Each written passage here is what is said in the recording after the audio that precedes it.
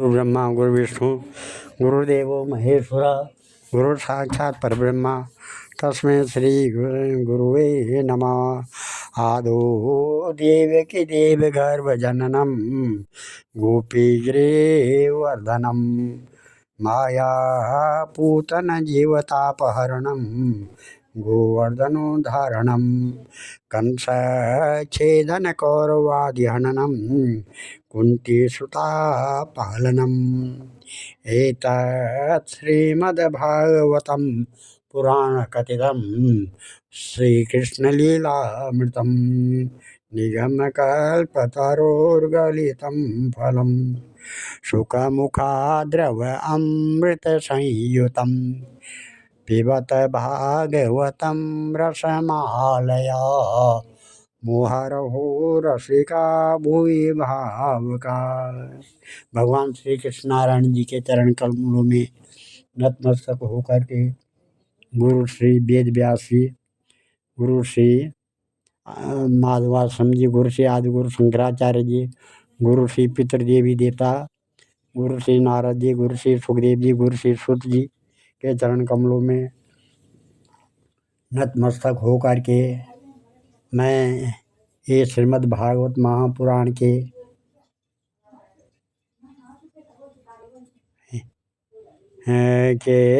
महात्म्य भाव का चतुर्थ अध्याय पढ़ने जा रहा हूँ। ये श्रीमद् भागवत का ये लास्ट अध्याय है महात्म्य का। और भगवान से प्रार्थना करता हूँ जिन्होंने ये श्रीमद् भागवत पुराण सुना उनके घर में यश की प्राप्ति हो, धन धान्य की प्राप्ति हो।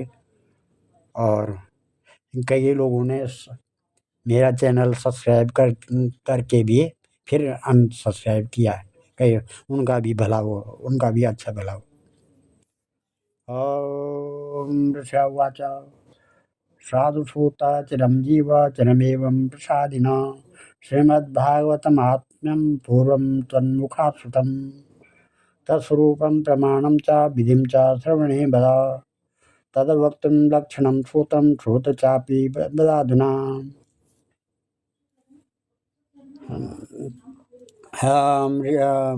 आज का महात्म्य भाव में श्रीमद् भागवत का स्वरूप, प्रमाण, श्रोता, वक्ता के लक्षण, श्रवण विधि और महात्म्य। शौनक ऋषि ने कहा, सुत जी आपने हम लोगों को बहुत अच्छी बात बताई। आज की आयु बड़े आप चिरंजीवी हों और चिरकाल तक हमें इसी प्रकार उपदेश करते रहें। आज हम लोगों ने आपके मुख से श्रीमद् भागवत का अपूर्व महात्म्य सुना है। सुत जी अब इस समय आप हमें यह बताइए कि श्रीमद् भागवत का स्वरूप क्या है, उसका प्रमाण, उसकी श्लोक संख्या कितनी है और किस विधि से उसका श्रवण करना चाहिए तथा श्रीमद् भागवत के वक्ता और श्रोता के क्या लक्षण हैं। अभिप्राय यह कि उसके वक्ता और श्रोता कैसे होने चाहिए। श्रुतवाच श्रीमद्भागवताचार्य श्रीमद्भागवता सदा स्वरूपम एकम एवास्ति सच्चिदानंदलक्षणम श्रीकृष्णशक्तभक्तानां तन्माधुर्य प्रकाशनम समुद्रमन्ति यद्वाक्यं विधि भागवतं तत् ज्ञान विज्ञान भक्त्यंगम चतुष्ट परम वच मायामर्दन दक्षम च विधि भागवतं च तत् प्रमाणं तस्य को वेद ह्यानन्तस्याचरात्मन ब्रह्मणे हरिणा तदृक् चतुश्लोक्या प्रदर्शिता तदानन्त्यावगाहेन स्वेप्सिता वहनक्षमा त एव सन्ति बहु विप्रा ब्रह्म विष्णु शिवादय मित्रबुद्ध्यादिवृत्तीनां मनुष्याणां हिताय च परिच्छेद सुख संवादो योषो व्यासेन कीर्तिता ग्रंथो अष्टादशसहस्रो योषो भागवताद्या कलिग्राह गृहीतानां स एव परमः श्रेयः श्रोता अथ निरूप्येन्त श्रीमद्विष्णु विष्णु कथा श्रेय प्रवरा अवरास्तेति श्रोतारो द्विविधा मता प्रवक्ता चातरो हंसा शुको मीनादयस्तदा अवरावृक भूमन् भूरुण्ड वृको दृष्टा प्रकीर्तिता अखिलोपेक्षया यस्तु कृष्णशास्त्र श्रुतो भ्रति स चातको यथा व्योदम मुक्ते पाथस्य चातक हंस स्यात् सारमादत्तेय श्रोता विविधा श्रुतम् दुग्धेनैक्यं गतातो यात् यथा हंसो मलं पया सुखसुष्टुमितं वक्ति व्यासं श्रुतस्य हर्षयन् सुपाठिता सुको यद्वा शिक्षकं पार्श्वगानपि शब्दं नानीमिषो जातो करोत्यास्वदयन् रसं श्रोता स्निग्धो भवेन्मीनो मीनो क्षीरो निदो यथा यस्तुदन् रसिका श्रोतृन् विरत्यग्रो वृको यसा वेणो स्वनरसासक्तं वृकोरण्या मृगान्यथा भुरुण्डा शिक्षेदन्या श्रुत्वा न स्वयमाचरेत यथा हेमवता शृङ्गे भूरुण्डाख्यो विहङ्गं सर्वं श्रुतमुपादत्ते सारासारान्दधीर्विख स्वाद उद्राक्षं खलिं चापि निर्विशेषं यथा वृख स उष्टो मधुरं मुञ्चन् विपरीते रमेत यथा निम्मं तदुत्रष्टो हित्वा अपि तद्युतम् अन्येऽपि बहवो भेदा द्वयो भृङ्गखरादया विज्ञेयात्तदा तदाचारे त्वत्प्रकृति संभवे। श्री सूत जी कहते हैं, ऋषिगणों, श्रीमद् भागवत और श्रीमद् भागवत का स्वरूप सदा एक ही है। वह यह है सच्चिदानंदमय। भगवान श्री कृष्ण में जिनकी लगन लगी है, उन भावुक भक्तों के हृदय में जो भगवान के माधुर्य भाव को अभिव्यक्त करने वाला, उनके दिव्य माधुर्य रस का आस्वादन करने वाला सर्वोत्कृष्ट वचन है, उसे श्रीमद् भागवत समझो।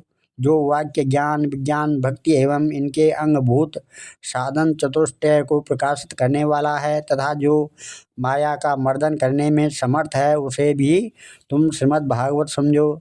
सच्चिदानंद भागवत अनंत अक्षर स्वरूप है। इसका नियत प्रमाण भला कौन जान सकता है। पूर्व काल में भगवान विष्णु ने ब्रह्मा जी के प्रति 4 श्लोकों में इसका दिग्दर्शन मात्र कराया था। विप्रगण इस भागवत की अपार गहराई डुबकी लगाकर इसमें से अपनी अभीष्ट वस्तु को प्राप्त करने में केवल ब्रह्मा विष्णु और शिव आदि ही समर्थ हैं, दूसरे नहीं हैं। परंतु जिनकी बुद्धि आदि वृत्तियाँ परिमित हैं, ऐसे मनुष्यों को हित साधन करने के लिए श्री व्यास जी ने परीक्षित और सुखदेव जी के संवाद के रूप में जिसका गान किया है, उसी का नाम श्रीमद् भागवत है। उस ग्रंथ की श्लोक संख्या 18,000 है। इस भवसागर में जो प्राणी कलि रूप ग्रह से ग्रस्त हो रहा है, उनके लिए वह श्रीमद् भागवत ही सर्वोत्तम सहारा है। अब भगवान श्री कृष्ण की कथा का आश्रय लेने वाले श्रोताओं का वर्णन करते हैं। श्रोता 2 प्रकार के माने गए हैं, प्रवर उत्तम तथा अवर अधम। प्रवर श्रोताओं के चातक, हंस, शुक और मीन आदि कई भेद हैं और अवर के भी वृक, भूरुंड, वृख और उष्ट्र आदि अनेकों भेद बतलाए गए हैं। चातक कहते हैं कि पपीहे को वह जैसे बादल से बरसते हुए जल में से स्प्रिया रखता है, प्रेम रखता है, दूसरे जल को छूता भी नहीं है, उसी प्रकार जो श्रोता सब कुछ छोड़कर केवल श्री कृष्ण संबंधी शास्त्रों के श्रवण का व्रत ले लेता है, वह चातक कहा गया है। जैसे हंस दूध के साथ मिलकर एक हुए जल से निर्मल दूध ग्रहण कर लेता है और पानी को छोड़ देता है, उसी प्रकार जो श्रोता अनेकों शास्त्रों का श्रवण करके भी उसमें से सार भाग अलग करके ग्रहण करता है, उसे हंस कहते हैं।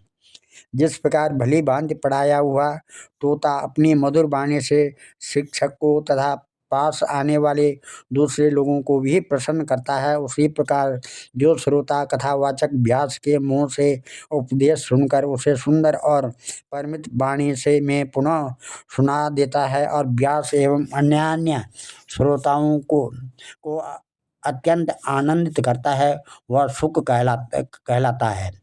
जैसे क्षीर सागर में मछली मौन रहकर अपलक आँखों से देखती हुई सदा मुख दुग्ध पान करती रहती है, उसी प्रकार जो कथा सुनते समय निर्निमेष नयनों से देखता हुआ मुँह से कभी एक शब्द भी नहीं निकालता और निरंतर कथा रस का ही आस्वादन करता रहता है, वह प्रेमी श्रोता मीन कहा गया है। ये प्रवर अर्थात उत्तम श्रोताओं के भेद बताए गए हैं। अब अवर यानी अधम श्रोता बताए जाते हैं। वृक कहते हैं भेड़िए को। जैसे भेड़िया वन के भीतर वेणु की मीठी आवाज़ सुनने में लगे हुए मृगों को डराने वाली भयानक गर्जना करता है, वैसे ही जो मूर्ख कथा श्रवण के समय रसिक श्रोताओं को उद्विग्न करता हुआ बीच बीच में जोर जोर से बोल उठता है, वह वृक कहलाया गया है। हिमालय के शिखर पर एक भुरुंड जाति का पक्षी होता है। वह किसी के शिक्षाप्रद वाक्य सुनकर वैसा ही बोला करता है, किंतु स्वयं उससे लाभ नहीं उठाता है। उसी प्रकार जो उपदेश की बात सुनकर उससे दूसरों को तो सिखाए पर स्वयं आचरण में न लाए, ऐसे श्रोता को भुरुंड कहते हैं। वृक्ष कहते हैं बैल को। उसके सामने मीठे मीठे अंगूर हो या कड़वी खली, दोनों को वह एक सा ही मानकर खाता है। उसी प्रकार जो सुनी हुई सभी बातें ग्रहण करता है पर सार और असार वस्तु का विचार करने में उसकी बुद्धि अंधी असमर्थ होती है, ऐसा श्रोता वृक्ष कहलाता है। जिस प्रकार ऊंट माधुर्य गुण से युक्त आम को भी छोड़कर केवल नीम की ही पत्ती चबाता है, उसी प्रकार जो भगवान के मधुर कथा को छोड़कर उसके विपरीत संसारी बातों में रमता रहता है और उसे ऊंट कहते हैं। ये कुछ थोड़े से भेद यहाँ बताए गए हैं। इसके अतिरिक्त भी प्रवर प्रवर दोनों प्रकार के श्रोताओं के भ्रमर और गधा आदि बहुत से भेद हैं। इन सब भेदों को उन उन श्रोताओं के स्वाभाविक आचार व्यवहारों से परखना चाहिए। या स्थित्वा विमुखं प्रणम्य विधिवो त्यक्त्यानवादो हरेर्लीला श्रोतमवीप्सते अति निपुणो नम्रोतकुताञ्जलि कृतांजलि शिष्यो विश्वसितान् चिन्तनपरा प्रश्रेणुरक्तो शुचि नित्यं कृष्णजनप्रियो निगदितः श्रोता सवे वक्तुभिः। जो वक्ता के सामने उन्हें विधिवत प्रणाम करके बैठे और अन्य संसारी बातों को छोड़कर केवल श्री भगवान की लीला कथाओं को ही सुनने की इच्छा रखे, समझ में अत्यंत कुशल हो, नम्र हो, हाथ जोड़े रहे, शिष्य भाव से उपदेश ग्रहण करे और भीतर श्रद्धा तथा विश्वास रखे, इसके सिवाय जो कुछ सुने और उसके बराबर सुने, उसके बराबर चिंतन करता रहे, जो बात समझ में न आए पूछे, पवित्र भाव से रहे तथा श्री कृष्ण के भक्तों पर सदा ही प्रेम रखता हो, ऐसे ही श्रोता को वक्ता लोग उत्तम श्रोता कहते हैं। भगवान पतिरनपेक्षा सुहृदो दीनेषु सानुकंपियो बोधो बोधन चतुरो वक्ता सम्मानितो मुनिभिः। अब वक्ता के लक्षण बतलाते हैं। जिसका मन सदा भगवान में लगा रहे, जिसे किसी भी वस्तु की अपेक्षा न हो, जो सबका सुहृद और दीनों पर दया करने वाला हो तथा अनेकों युक्तियों से तत्व का बोध करा देने में चतुर हो, उसी वक्ता का मुनि लोग भी सम्मान करते हैं। अतः भारत भूस्थाने श्री भागवत सेवने विधिं शृण्वत भो विप्रा येन स्याता सुख संतरी राजसं सात्विकं चापि तामसं निर्गुणं तदा चतुर्विधं तु विज्ञेयं श्रीमद्भागवत सेवनं सप्ताहं यज्ञवद्यत्तु संश्रमं सत्वरं मुदा सेवितं राजसं तत्तु बहुपूजादिशोभनं मासेन ऋतुना वापि श्रवणं स्वादुसंयुतं सात्विकं वेदनायासं समस्तानन्दवर्धनं तामसं यतुषवर्षेण सालसं श्रद्धयायुतं विस्मृता स्मृतिसंयुक्तं सेवनं तच्च सौख्यदं वर्षमासादिनानां तु विमुच्य नियमाग्रहं सर्वदा प्रेमभक्तेयं सेवनं निर्गुणं मतं परीक्षितेऽपि संवादे निर्गुणं तत् प्रकीर्तितं तत्र सप्तादिनाख्यानं तदायुर्दिनसंख्यया अन्यत्र त्रिगुणं चापि निर्गुणं च यथैच्छया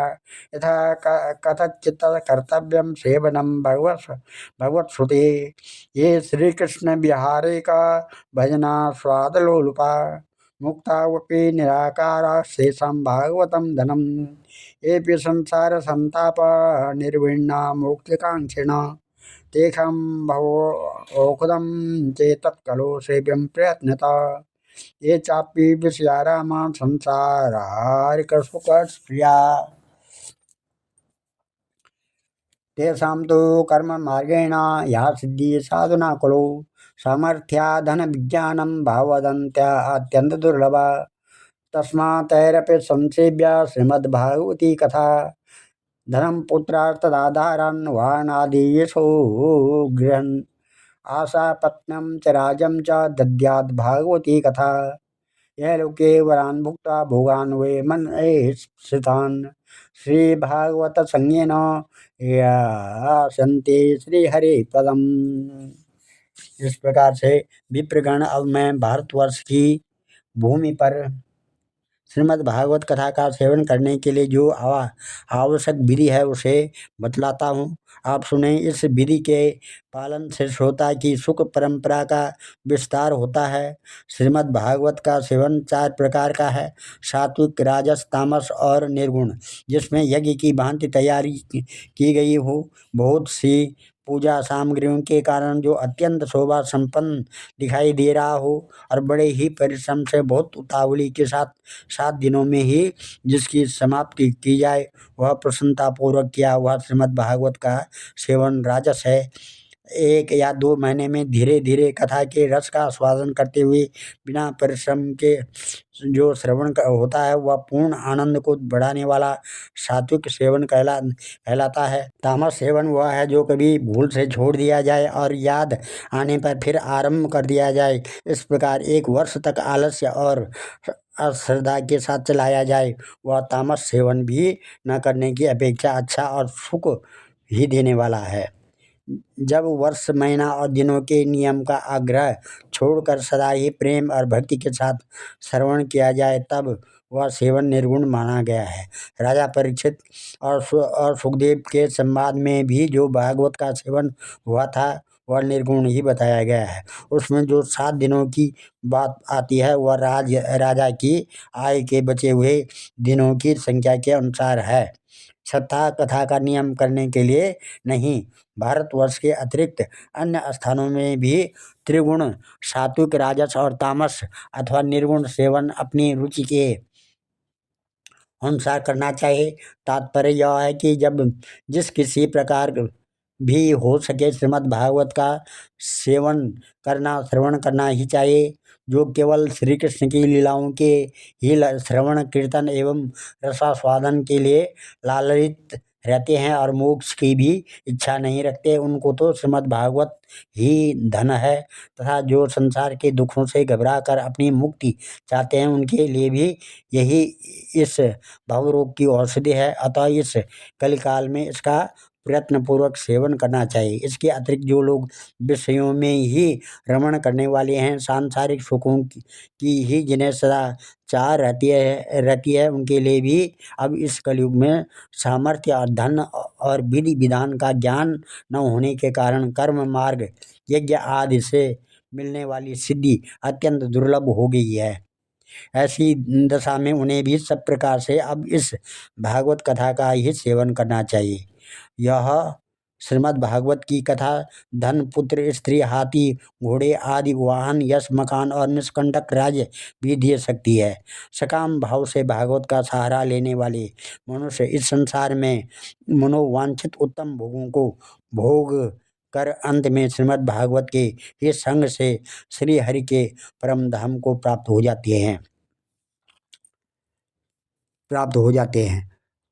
यत्र भागवते वार्ता ये च तत्श्रवणो रता तेषां संसेवनं कुर्यात् देहेन च धनेन च तदनुग्रहतोषापि श्रीमद्भागवतसेवनं श्रीकृष्णव्यतिरिक्तं यत् सर्वं धनसंज्ञितं कृष्णार्थीति धनार्थीति श्रोता वक्ता द्विधा मता यथा वक्ता तथा श्रोता तत्र सौख्यं विवर्धते उभयो विपरीत ते तु रसभावे भासे फलश्रुति किंतु कृष्णार्चनं सिद्धिर्विलम्बेनापि जायते धनार्थिनस्तु संसिद्धिर्विधि संपूर्णतावशात् कृष्णार्थिनो गुणस्यापि प्रेमेव विधिरुत्तम आसमाप्ति सकामेन कर्तव्यो हि विधि स्वयं स्नातो नित्यक्रियां कृत्या प्राच्यापादोदकं हरे पुस्तकं च गुरुं चैव पूजयित्वा उपचारता ब्रूयात् वा शृणुयात् वापि श्रीमद्भागवतं मुदा पैसा वा हविषेण मौनं भोजनमाचरेत् ब्रह्मचर्या मदसुक्तिं क्रोधलोभादिवर्जनम् कथान्ते कीर्तनं नित्यं समाप्तो जागरं चरेत् ब्राह्मणान् भोजयित्वा तु दक्षिणाभिः प्रतोषयेत् गुरुवे वस्त्रभूषादि दत्त्वा च समर्पयेत् एवं कृत्ये विधाने तु लभते वाञ्छितं फलं दारागारसुतान् राज्यं धनादि च यदीप्सितं परन्तु शोभनेनात्र सकामत्वा विडम्बनम्। जिनके यहाँ श्रीमद् भागवत की कथा वार्ता होती है हो तथा जो लोग इस कथा के श्रवण में लगे रहते हैं हों उनकी सेवा और सहायता करने अपने शरीर और धन से करनी चाहिए। उन्हीं के अनुग्रह से सहायता करने वाले पुरुष को भी भागवत सेवन का पुण्य प्राप्त होता है। कामना दो दो वस्तुओं की होती है, श्री कृष्ण की और धन की। श्री कृष्ण के सिवा जो कुछ भी चाहा जाए वह सब धन के अंतर्गत है, उसकी धन संज्ञा है। श्रोता और वक्ता भी दो प्रकार के माने गए हैं, एक श्री कृष्ण को चाहने वाले और दूसरे धन को। जैसा वक्ता वैसा ही श्रोता भी हो तो वहाँ कथा में रस मिलता है अथवा सुख की वृद्धि होती है। यदि दोनों विपरीत विचार के हों तो रसाभास हो जाता है अतः फल की हानि होती है। किंतु जो श्री कृष्ण को चाहने वाले वक्ता और श्रोता हैं उन्हें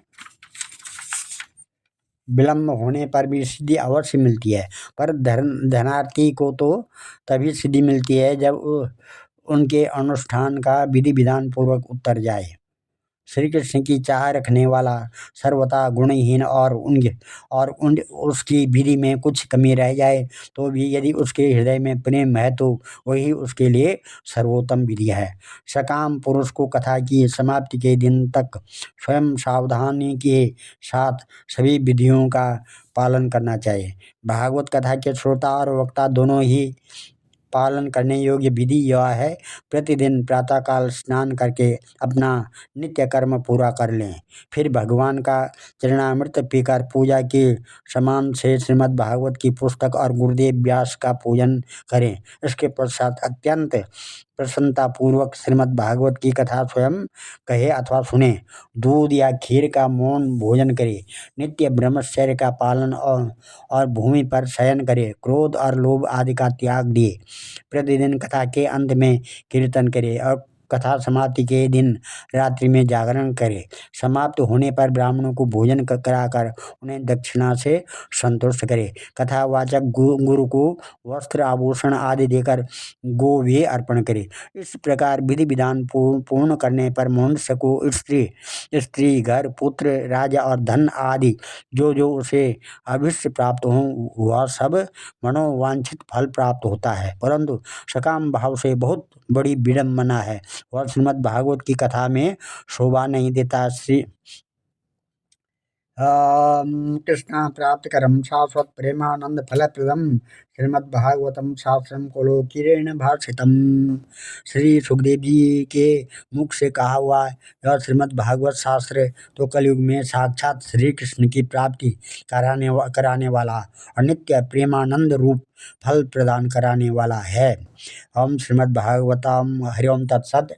ओम आरती अति पावन पुराण की धर्म भक्ति विज्ञान खान की महापुराण भागवत निर्मल शुक्र मुख विगलित निगम कल्प फल परमानंद सुधार समय कल लीला रति रस रस निधान की आरती अति पावन पुराण की कलिमल मथनी त्रिताप निवारणी जन्म मृत्यु भय भव भय हारिणी सेवत सतत सकल सुख करणी सुमहो औषधि हरिचरित गान की आरती अति पावन पुराण की विषय विलास विमोह विनाशनी विमल विराग विवेक विकासनी भगवत तत्व रहस्य प्रकाशनी परम ज्योति परमात्म ज्ञान की आरती अति पावन पुराण की परमहंस मुनि मन